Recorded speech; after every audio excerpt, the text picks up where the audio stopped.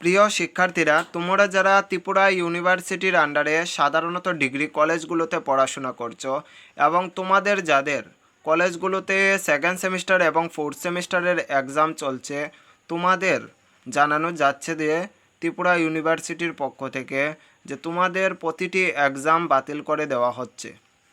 এই এক্সামগুলো পরবর্তী সময়ে নেওয়া হবে।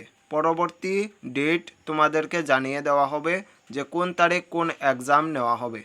এই নোটিশে তোমাদেরকে ক্লিয়ারলি বলে দেওয়া হচ্ছে যে তোমাদের প্রতিটি এক্সাম স্থগিত করা হচ্ছে। এই হলো তোমাদের ত্রিপুরা ইউনিভার্সিটি থেকে আসা আজকের এই গুরুত্বপূর্ণ আপডেট। তোমাদের প্রতিটি এক্সাম বাতিল করে দেওয়া হয়েছে টিডিপি, টিডিপিএইচ।